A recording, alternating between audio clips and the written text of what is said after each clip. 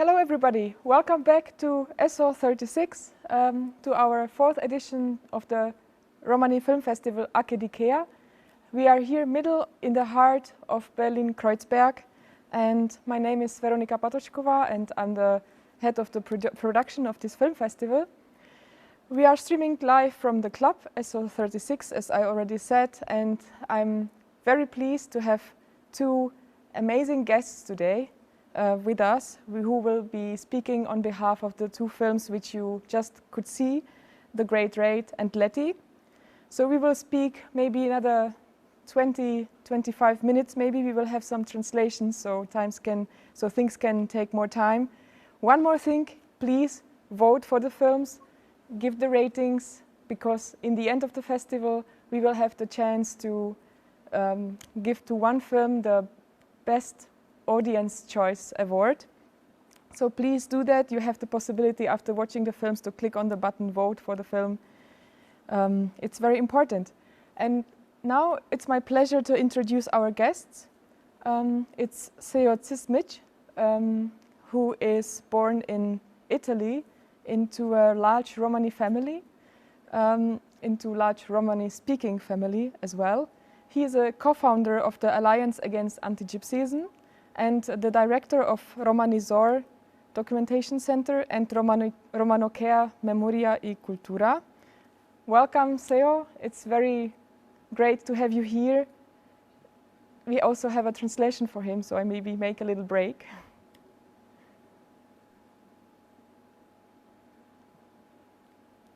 Te está dando la bienvenida, Seo. Vale, muchísimas gracias. Thank you so much. Por la posibilidad darnos la posibilidad de participar en este festival, y quiero agradecer a todo el equipo de este festival y muchas gracias. Thank you so much for giving us the opportunity to participate in the festival, and also to all the team that work in it to make it possible. Thank you. Thank you for being with us. Seo, may I ask you the first question? Where are you now? Te pregunto dónde estás ahora, Seo. En este momento estoy en casa, en el despacho, porque después de las 10 no se puede salir porque tenemos la queda de casa, algo así como se llama, el toca.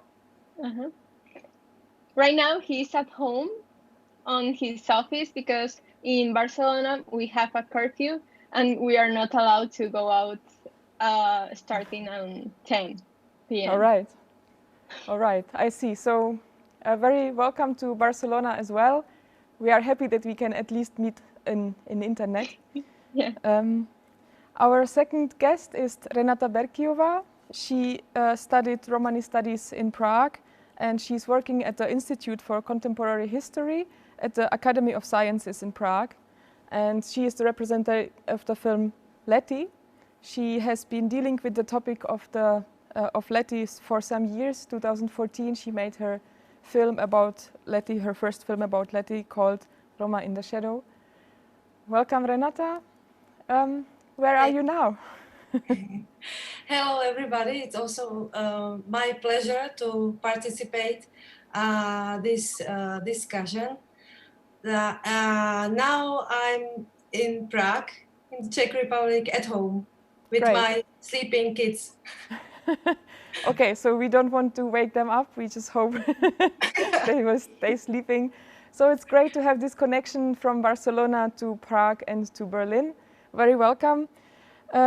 We are speaking about our two films, The Great Raid and Lety.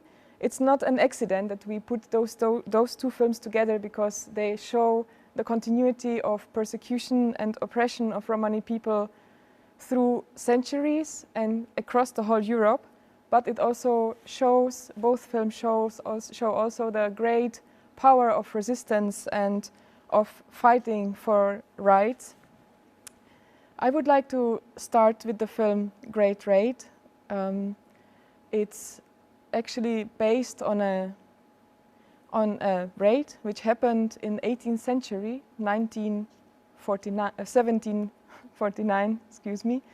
Maybe, Seo, the first question is, could you tell a little bit more about this raid? What happened actually there? Seo, nos preguntan si podrías explicar un poco más sobre la gran redada que pasó en esa época. Ok, intento explicar un poco, que no soy un histórico, pero voy a intentar un poco a explicar. Sobre la gran redada, lo que pasó que han habido antes de la gran redada como diferentes problemáticas hacia los gitanos, porque cuando llegan los gitanos en 1425 en España, están bienvenidos, pero después de 75 años podemos ya ver las primeras problemáticas que son en 1499. Ahí piensas un poco la ley es contra los gitanos. So the movie talks about the Great Raid, but before that time, in 1425, is when the first Roma people arrived to Spain, and 70 years later, the kings started promoting laws against Roma people, and like started the persecution. And the biggest one was the Great Raid that took place in 1749. And what happened on that day? ¿Y qué pasó ese día? Lo que pasa cuando son la primera problemática que piensan que son leyes antigitanas, son leyes que empiezan a mover la temática sobre y crear el desorden a nivel estatal. Lo que pasa con toda esta información y durante diferentes procesos de diferentes años y siglos, se llega a hacer que una de nuestra identidad va desapareciendo. Una es la lengua.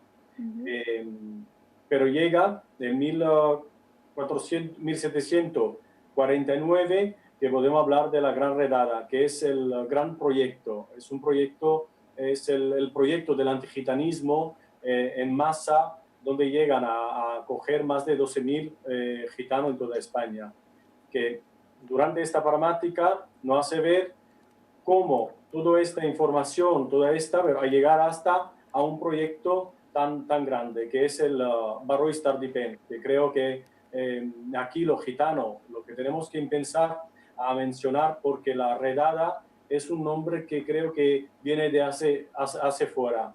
Lo que tenemos que hacer es sin pensar no a dar nombre a lo propio hecho, que es Buyout Tardipén. So, as I said before, those laws that the kings promote were constant. So in 1749, they promoted the expulsion, taking people from their homes, taking their money, their values, and making their identity disappear also. So that's why in Spain, the Romani language is not something that they possess, we could say so. They speak Caló, but it's not something that is very persistent, and many people don't know about their language. So in 1749, 1,200 people disappear, and we know this, like the name that we named the Great Raid is Buyout Tardipén, but that's a name that we want to promote also because it's in Romani and it's a language that we need to obtain here. Great. So the title needs a second. So the film needs a second title in Romani language, right? Yeah. When I was reading more about your film, I found an interesting thing about the songs which are in the film, and I really appreciate how connected this artistic perspective was connected to the historical events. And what I found really interesting is there was an instrument mentioned called Martinete. Can you maybe explain what this is about and how it's connected to the songs in the film? Nos pregunta acerca del martinete y cómo las canciones están vinculadas también a los hechos que sucedieron y más o menos qué fue el martinete. Y también yo creo que podríamos hablar de que las canciones son originales.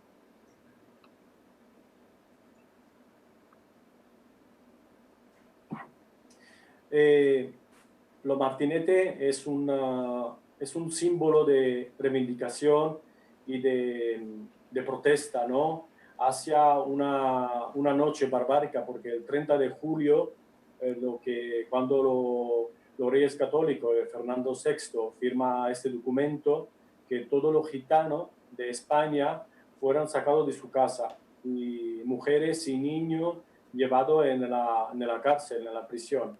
Lo que no solo llevarlo de su casa, pero también quitarle todos sus bienestar. Yo creo que el martinete es un símbolo de reivindicación hacia todo aquel movimiento, aquella forma de coger a un grupo y hacer firmar un documento casi capos inspiratorios, ¿no? Como todo en escondido, nadie sabía lo que estaba pasando. Por lo tanto, creo que el martinete nace dentro de la cárcel como parte de reivindicación. Y creo que en el documental lo que habíamos querido dar en el cortometraje es dar este símbolo que el pueblo caló pueda reconocer, porque todo el pueblo caló reconoce el martinete. Por lo tanto, era una forma también de hacerlo sentir cerca al cortometraje. Y además, quiero agradecer a la Alba y a la Rafi Fernández, que son las canciones que tenemos en el cortometraje, son originales de aquellas dos mujeres. So, the martinete is a reivindication instrument because on the 30th of July is when all those Roma people were incarcerated. Many of them were incarcerated. So, and this instrument was born in the prisons. And it represents also how to break the chains. And this instrument is also very recognized by the Roma people, and we consider that this is interesting because they can recognize that instrument, and they can also acknowledge that this instrument was born in the prison. On the other side, Seo gave thanks to Alba and Rafi, which are the two actresses in the film that also sang two songs, and they were two original songs. And it's a shame because maybe you can't understand them, but one of them is very, very heartwarming song that talks about what happened that day. And the other song is I don't know, baby's song, where she is a song from her family. So it's very, very inspiring. Great. Actually, there were subtitles, so we could also understand the songs, luckily. Okay. So Great. I think I found it very interesting to connect these instruments together with the. It's really part of a history. I was really impressed because when I saw this film, I had the feeling that the songs and also the way how the film is done is actually also a sign that that the persecution wasn't successful, that there is something still living, that people are still living their culture in a way, and also your fight for presenting the Romani language is very visible in the film. So I just want to see, to ask you maybe the last question before we move on to the next film. Do you see it the same way? Do you perceive the film also as a sign of resilience and resistance? Preguntan que si ves la película como un signo de resistencia y de resiliencia, porque se ve constantemente como la necesidad o el intento de recuperar la lengua. Sí, porque creo que hay una parte de reivindicación, ¿no? En este cortometraje, como al final de todo, hay la primera parte que reivindica lo que han hecho durante con los gitanos, toda la paramática en el barrio Stardipén, que le han quitado todos sus bienes, y lo que pasa, el martinete, el símbolo es de los golpes de los martillos, porque pensáis que cuando los gitanos estaban en su casa, de repente se han encontrado en un cárcel vacío, frío y solo de hierro. Por lo tanto, creo que es una parte que reivindica también, ¿no? Un poco el cortometraje. De la otra parte, el romanó, creo que aquí en toda España, pero en especial en Cataluña, la Generalitat está apoyando mucho en diferentes asociaciones intelectuales y académicos, lingüistas para recuperación del romanó. Y creo que en el cortometraje, porque como hablamos de la gramática y del barrio Stardipén, ha hecho sí que esta lengua desaparece del pueblo caló.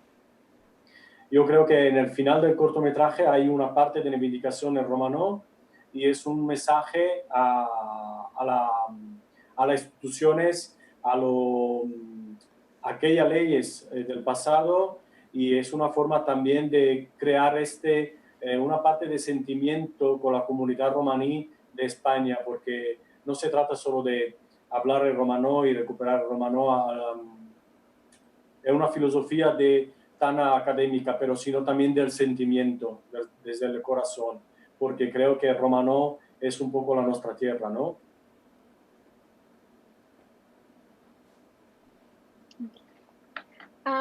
Yes, the movie is a constant reivindication. First, we try to remember and let people know what happened that tragic day.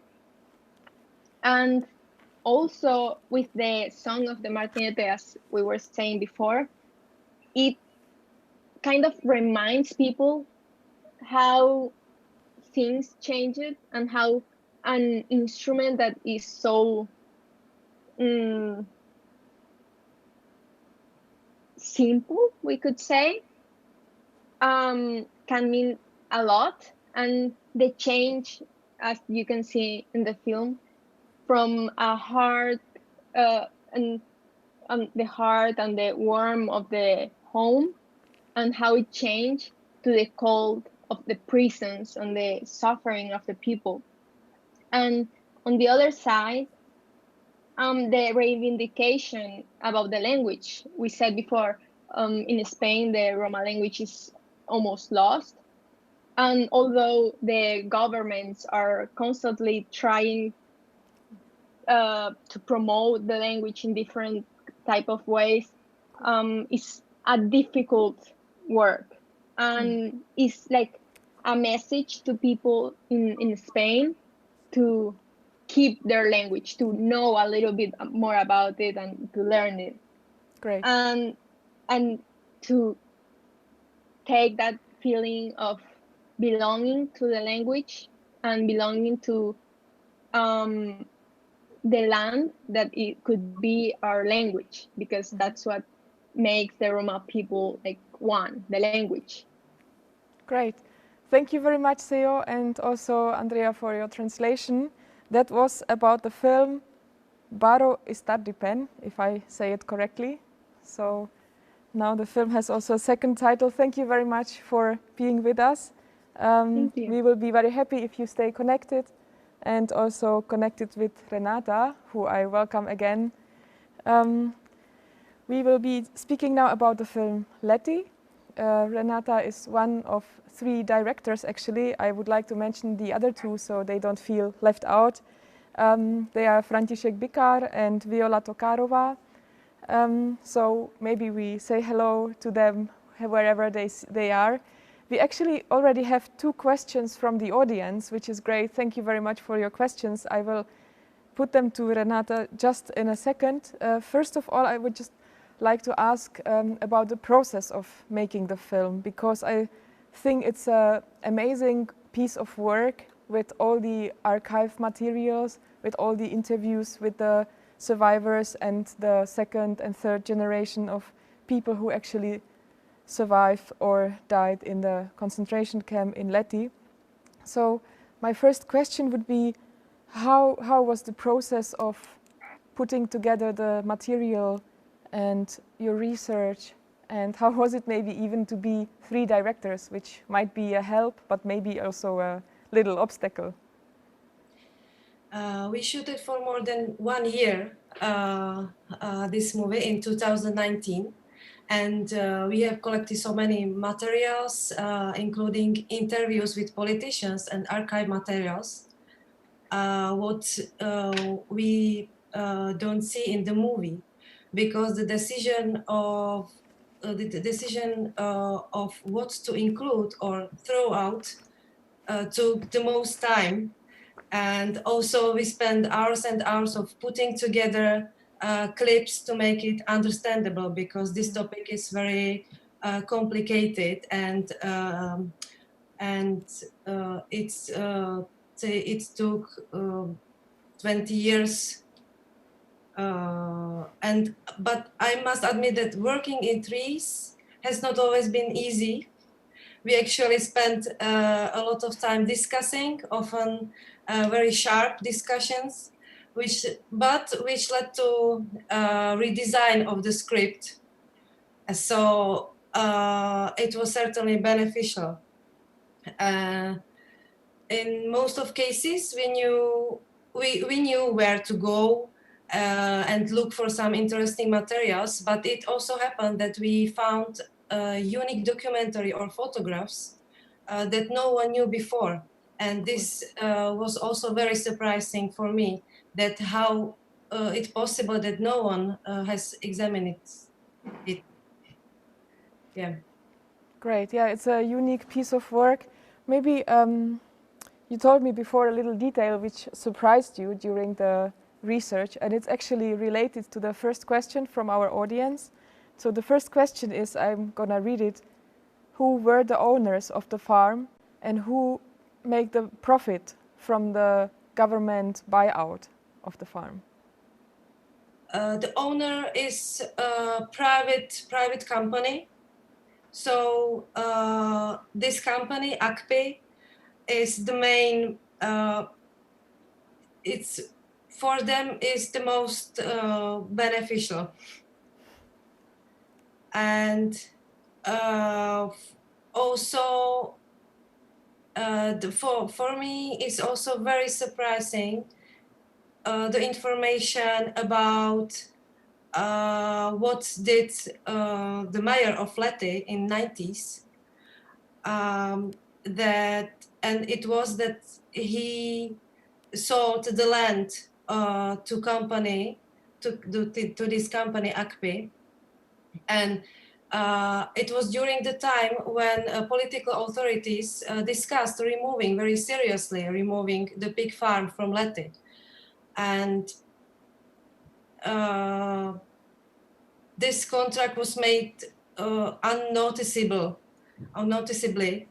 and also for other activists was this new information. But today nobody cares about the time in 90s. Yeah, but it's all part of the history. luckily now it's a past history since actually this year. We have an additional question. Who are the shareholders of the company? Do you know that? Who are the people? We don't know. We don't know. We don't know because this is a private thing according their company, the company rules. Yeah. Okay. So sorry, we can't give a answer to this question, but thank you very much for putting it. The other question is, what is being done to teach the general public and young people in the Czech Republic about what really happened? Actually, these are 3 questions. Do you think the general Czech public will ever stop having this first reaction to deny what happened? And how can we get them to stop taking it as a personal attack and to admit the wrong doing what they did? 3 questions in one. So maybe the first is, what is being done to teach the general public in order to educate about what happened in Lety? I'm sorry, I can't hear it. What was the first question? The first question is, what is being done in Czech Republic in order to teach young people of what really happened in Lety? Not so much, I think. The Museum of Romani Culture works on this kind of lectures or this kind of education, but it's not in the books, and it depends on each teacher if they decide to include this kind of history. So the more important it is what you did with your film, I think. So because the subject is not even in the school books properly, it's very important that you did your film. Can you maybe tell us a little bit how was the reaction of the general public in Czech Republic to your film? The feedback was quite great. Okay. We screened the movie in Prague, but also in other Czech cities where there was interest, because we are very open to give the movie. But I must say that the interest from the wider audience was much less. There was no interest, for example, from large film festivals. But I have to admit that we were all making a film of this format for the first time. We are not professionals, and we have this kind of experience. Is our first experience, so it would probably be more fortunate if, for example, Czech television showed interest in this screening. But Lety is definitely the topic in the Czech Republic that needs to be opened in Czech society. And I hope it will be easier to speak about it if after opening the memorial on this land site. Yeah, you mentioned the memorial. This would be actually my last question, maybe, because the time is running really quickly. How is the situation now in Lety? So we could see in the film that the pigs are gone. They are not there anymore. But what is happening now?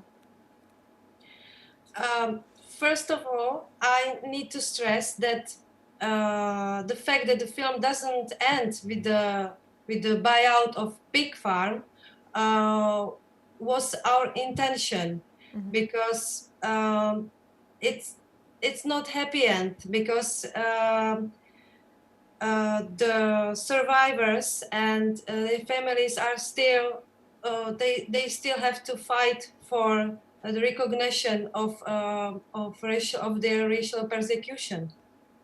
And actually situation, the Museum of Romani Culture has announced a landscape architectural competition for the construction of memorial. It was international competition, and they were sent about 40 proposals. All of them are available for online viewing on the museum website, so you can see what proposals were, and also the winner proposal included. So at this time, demolition work should take place, and at the same time, the museum is hard working on a memorial exhibition. And the memorial should be open to the public in 2023. Okay. And also, in addition, in Prague will also be opened the Roma and Sinti Center in 2023. So this is very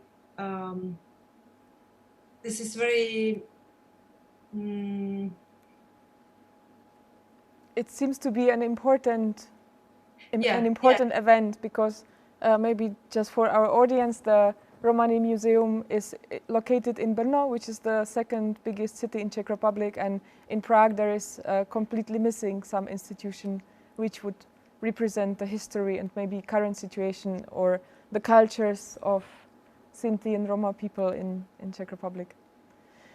Yeah, exactly. So let's hope that things will develop in a positive way.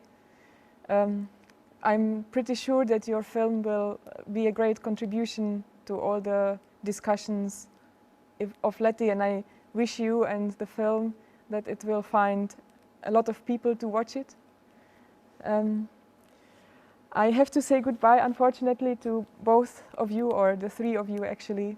Thank you again, Seo, very much, and Andrea, for being with us. Thank you for presenting your beautiful films.